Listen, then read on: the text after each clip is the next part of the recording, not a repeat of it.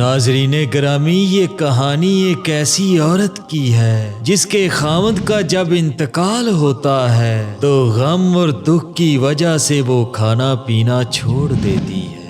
جب عرصہ دراز تک اس نے کچھ بھی نہ کھایا اور نہ ہی کچھ پیا تو اس عورت کے عزیز و اقارب نے وجہ جاننا چاہی تو اس نیک بخت نے جو وجہ بتائی وہ بڑی ہی حیرت انگیز اور ناقابل یقین تھی۔ پیارے دوستو، وہ کیا معاملات تھے کہ جن کی بنا پر اس عورت کو بھوک پیاس نہیں لگتی تھی؟ یہ سب کچھ جاننے کے لیے ویڈیو کو مکمل آخر تک دیکھیں۔ ناظرین گرامی، ترکستان کے ایک علاقہ کے خونخوار حکمران اکتا خان کے دور کا واقعہ ہے کہ ایک سیدھا سادھا اور بھولا بھالا نوجوان جو باقاعدہ تربیت یافتہ سپاہی نہیں تھا بلکہ پیشے کے اعتبار سے ایک بڑھئی تھا، سارا دن اپنا کام کرتا، اپنے بیوی بچوں کے لیے روزی کماتا اور بچوں کو کھلا پلا کر سو جاتا۔ لیکن جب مسلمانوں پر مصیبت پڑی تو اس نے اپنے پھولوں جیسے بچوں اور حور جیسی بیوی کو اللہ حافظ کہا اور فی سبیل اللہ جہاد کے لیے چلا گیا۔ جہاد میں وہ شہید ہو جاتا ہے۔ جب اس کی لاش گھر آئی تو اس کی وفادار اور نوجوان بیوی پر گویا بجلی گر پڑی۔ قریب تھا کہ وہ بیچاری صدمے سے پاگل ہو جاتی، لیکن اللہ تعالیٰ نے اس کی حفاظت فرمائی اور وہ بیچاری رو رو کر بے ہوش ہو جاتی، کبھی ہوش آ جاتا اور کبھی پھر بے ہوش ہو جاتی۔ اسی دوران اس پر نیند کا غلبہ آ جاتا ہے۔ جب وہ نیند میں ہوتی ہے تو اسے خواب آتا ہے کہ وہ جا رہی ہے اور ایک جماعت کے پاس سے گزر رہی ہے جو سبز رنگ کے جوڑے پہنے ہوئے ہیں اور ایک دسترخوان پر بیٹھے کھانا کھا رہے ہیں اور ان تمام پر ایک نور سا چھایا ہوا ہے۔ وہ غور سے دیکھتی ہے تو اسے پتہ چلتا ہے کہ وہ اسی جنگ کے شہداء ہیں جس جنگ میں اس کا خاوند بھی گیا تھا۔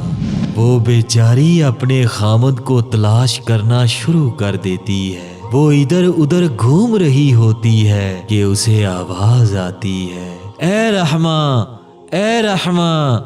یہ اس آواز کی طرف لپکتی ہے تو کیا دیکھتی ہے کہ اس کا محبوب شوہر بھی دیگر شہداء اکرام کی طرح کھانا کھا رہا ہے اور وہی اپنی بیوی کو پکار رہا ہوتا ہے اور اس کا چہرہ 14ویں کے چاند کی طرح چمک رہا ہوتا ہے۔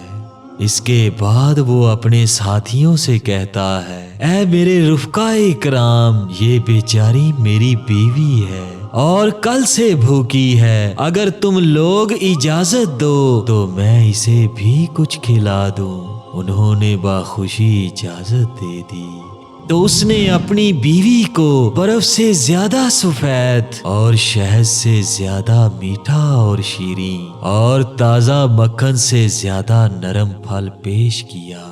جب اس کی بیوی نے وہ کھا لیا تو اس کے شہید خاوند نے کہا، اب تو چلی جا، اور ہاں یاد رکھ، جب تک تو زندہ رہے گی اللہ تعالیٰ تجھے بھوک اور پیاس نہ لگنے دے گا اور اللہ تعالیٰ نے تجھے تا حیات بھوک اور پیاس سے مستغنی کر دیا ہے۔ اس کے بعد وہ جاگ جاتی ہے۔ اپنے خاوند کی تدفین کے بعد ایک عرصہ تک نہ ہی اسے بھوک لگتی ہے اور نہ ہی پیاس لگتی ہے۔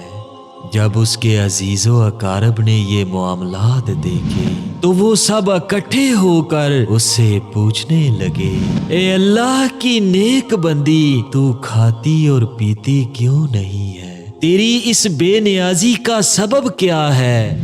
جب اس کے عزیز و اقارب کا اصرار حد سے بڑھ گیا تو اس نے ان سب کو وہ خواب والا تمام واقعہ کہہ سنایا اور کہا کہ اس وقت سے لے کر آج تک میں دنیاوی کھانے پینے سے بے نیاز ہوں۔ سبحان اللہ۔ جزاک اللہم خیرن کثیرا۔